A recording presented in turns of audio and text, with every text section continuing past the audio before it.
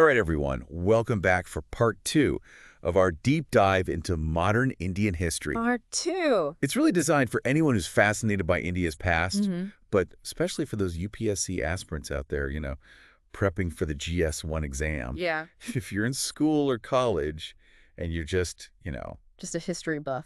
yeah, history buff, this is for you too. Absolutely. So last time, we kind of set the stage, right? We look at the broad historical trends. The big picture. Yeah, the big picture. But today... Today we get into the nitty-gritty. we're going deeper. Yeah. We're looking at the cultural side of things. Ooh, exciting. How did British rule impact how Indians express themselves? Right, because it wasn't just about politics and economics. It's about the soul of a nation. Exactly. Literature, art, architecture, all of that. All of it. So before we get into all of that, just a quick reminder. Yes.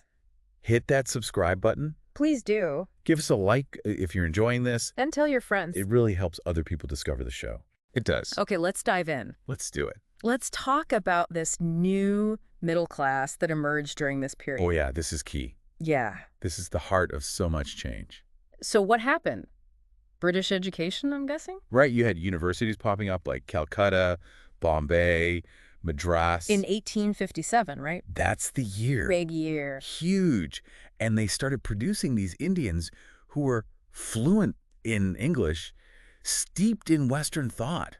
So it wasn't just the content they were learning. It was like... a whole new way of thinking. Yeah. It really shifted their worldview. And this middle class, they become kind of this bridge, right? Exactly. A bridge between two worlds. And they weren't just passively absorbing all this, were they? No way. They were grappling with it. Debating. Debating, challenging, adapting. They're the ones who drive the independence movement. And the cultural shifts, too. Give me an example. Okay, think about Ramesh Chandra Dutt, Okay. leader in the Indian National Congress, fighting for self-rule, right? Right. But he was also a scholar. Writing about Indian history and economics Interesting. in English for a global audience So he's using the language of the colonizers. to critique colonialism. Wow. That's powerful. That's a statement. It really captures the mood of the time. Yeah, this intellectual ferment. On one hand, you have these ancient traditions.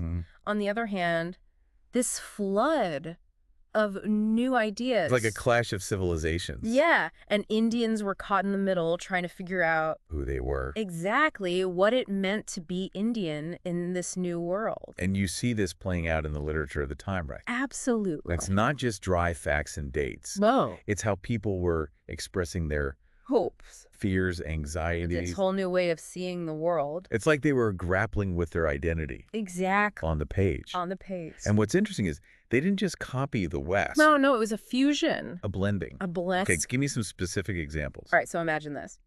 Bengali women writing poetry In Bengali. in English, Oh, wow. but about Indian legends and epics. So they're taking Western forms and infusing them with their own heritage. Exactly, like Aru and Toru. I've heard them. Amazing writers. It's like they're saying, we can master your language, but we're going to tell our own stories. Exactly. That's powerful. And then you have the translations of the Ramayana and Mahabharata into English, making these ancient epics accessible to a global audience. Wow, that must have had a huge impact. Enormous. So literature becomes this battleground of ideas It's where Indians are defining themselves. on their own terms. Yes. Okay, let's break it down by language. Sure. What was happening in different parts of India? It's like a literary road trip across the subcontinent, I like that. each region with its own unique flavor. Okay, let's start with Hindi. Hindi. We see the emergence of Khadi Boli Hindi, Right, this yeah. standardized form of language. Yeah. Now, I remember that from my textbooks, but I never really understood, Why it was so important. why it was so important. Well, think about it. Before this, Hindi had all these different dialects. Right. Khadi Boli created a common language, Oh, I see. a unifying force, especially for the growing nationalist movement. So it's not just about grammar and vocabulary. No. It's about building a shared identity, the Exactly. foundation for a nation. Precisely. And of course, you have writers like Premchand emerging during this time. Premchand, a giant of Hindi literature, His roots are in this era. of change and upheaval. Fascinating. He's definitely worth checking out. Okay, what about Urdu? What's going on there? In Urdu, you have figures like Sir Syed Ahmed Khan, Okay. pushing for a more modern style of writing. Modern meaning. Incorporating Western prose and logic. But still staying true to the traditions of Urdu. Exactly. It's a delicate balance. I can imagine. He believed it was essential for progress. For Indian Muslims in particular. Yeah, he was trying to bridge the gap between tradition and modernity. And amidst all of this, you have Ghalib. The master of Urdu poetry. His work is still so popular today. His verses resonate across time. It's amazing how these writers were grappling with such profound themes. While their nation was in such turmoil. Yeah, it's like this backdrop of change and uncertainty. And they're exploring these universal questions of love, loss, the human condition. And it wasn't just Hindi and Urdu, right? No, not at all.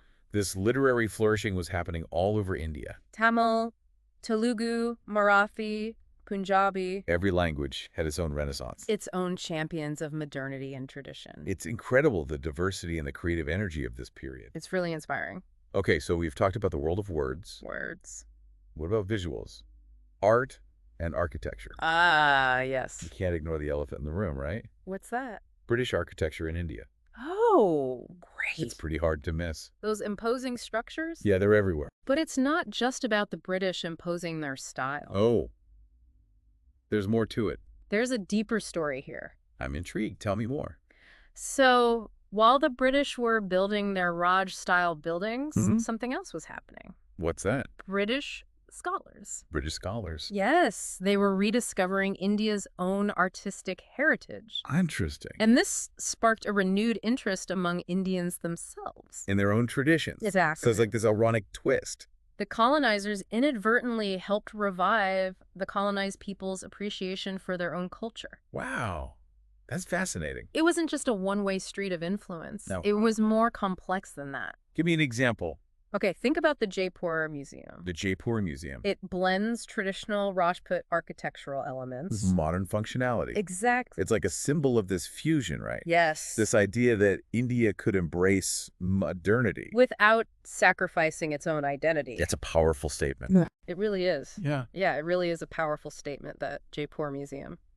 You know, we were talking about Bengali writers using English. Right. Was there like a similar blending of styles in other parts of India? Oh, absolutely. They weren't just adopting the language. They were like engaging with these Western literary forms, ideas.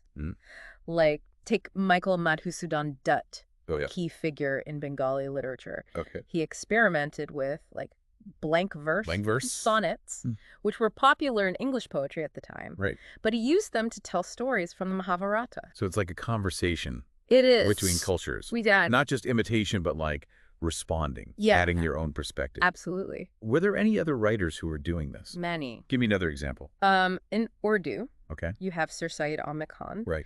He encouraged writers to adopt a more like modern style. Modern, meaning? Blending Western prose and reasoning with traditional Urdu. It's like they were trying to modernize from within. In a way, yeah. But I imagine that caused some controversy. Oh, definitely. There was pushback, for sure. Yeah.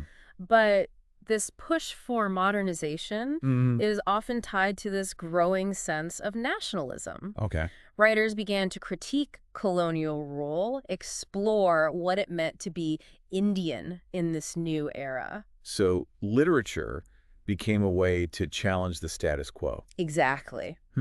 That's really interesting. Think about Bankim Chatterjee's novel, Anandamath. Okay. It's this historical romance set during the Sannyasi Rebellion. Against the British. Right. Okay. Full of patriotic fervor, it really fired up the nationalists. Wow. So literature wasn't just reflecting the times, it was shaping them. It was a catalyst for change. It's like a spark that ignites the independence movement.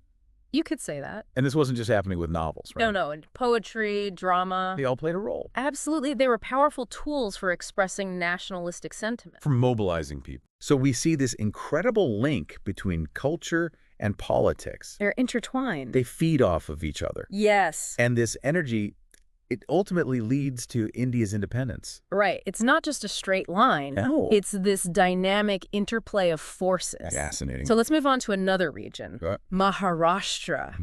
In the 19th century, Okay. Marathi writers They were grappling with these same questions. Of identity, modernity. Yeah. We saw it in Bengal. Right. Now we're seeing it in Maharashtra. Inspired by Western thought, but also fiercely proud of their own heritage. That tension between the old and the new. Yeah. The local and the global. But it's everywhere. How did Marathi writers navigate this? Well, take Vishnu Shastri Chiplunkar.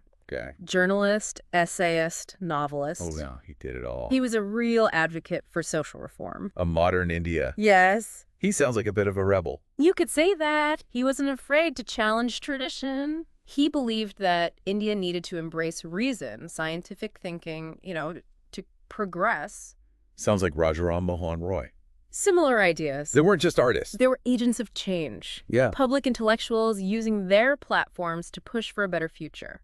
Their ideas resonated with the people. Absolutely. And we can't forget Harinarayan Apte. Apte, the master storyteller. Oh, over 50 novels, you said. And countless short stories. Wow, prolific. He really captured the essence of everyday life in Maharashtra. What kind of things did he write about? Family, society, morality. Those are universal themes. Exactly, the challenges of navigating a rapidly changing world. And he did it all with wit, compassion, you said. And a deep understanding of human nature. His work must still be relevant today.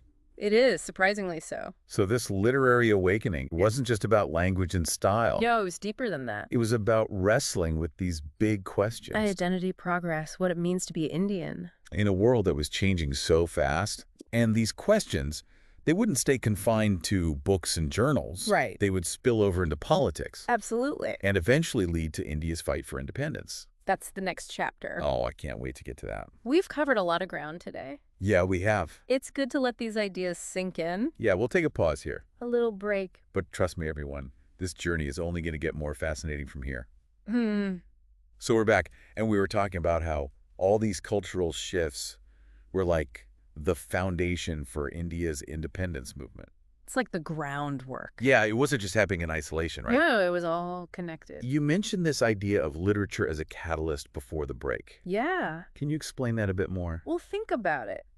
Through literature, art, music, Okay. Indians were able to imagine a future beyond colonial rule. It's like planting the seeds of freedom. Exactly. They started articulating their aspirations, For a nation of their own. It's like they were painting a picture of a free India before it even existed. Yeah, it's a powerful concept. And this vision wasn't just limited to, like, the elite, right? No, not at all. It was spreading through newspapers, journals. Also performances. It was reaching a much wider audience. It was a mass movement of ideas. Okay, so we've got this cultural awakening, but how did it actually translate into political action? That's where figures like Gandhi come in. Gandhi. He was a master at harnessing this cultural energy. Yeah? Channeling it into a force for political change. Right. He was inspired by these cultural currents. Use them to mobilize people. To challenge British authority. Gandhi was brilliant at using symbolism, storytelling. He knew how to connect with people on an emotional level. And these cultural movements must have resonated deeply with him. Absolutely. For instance, the revival of traditional Indian art forms. Like music, dance. Yeah, they became integral to the independence movement. Like a form of resistance. Exactly, reclaiming their cultural identity. What about literature? Did it continue to play a role in this political awakening? Absolutely. Writers use their words to critique British policies. To expose injustices. To inspire their fellow countrymen. Their words had a real impact. They fueled the flames of resistance. So we see this amazing synergy between culture and politics. They're inseparable. They feed off each other. And together, they propel India toward independence. It's not just a simple cause and effect. No, it's a complex interplay of forces. It's fascinating how these things are all connected. And what's amazing is that this dynamic continues to shape India today. Really? Oh, yeah. The legacy of these movements is still felt. In the art, the culture, the politics. It's all there. So this isn't just ancient history. No. It's a living legacy. It still has relevance today. So as we wrap up our deep dive, Yes. I think the big question is, What is it? how did these cultural movements shape India's identity as a nation? That's a good one. And how do they continue to inform the India we see today? Big question. They make you think. They do. And that's the beauty of history, right? It's a journey of discovery. It makes you question, reevaluate. And learn. So everyone, keep exploring India's past. It's a rich and rewarding experience. Well, that brings us to the end of our deep dive into modern Indian history. It's been a pleasure. I hope you all enjoyed it as much as we did. I hope so. And if you found this helpful for your UPSC preparations, or just fascinating in general, don't forget to like and subscribe for more. We'll see you next time. Keep exploring, keep learning, and keep questioning.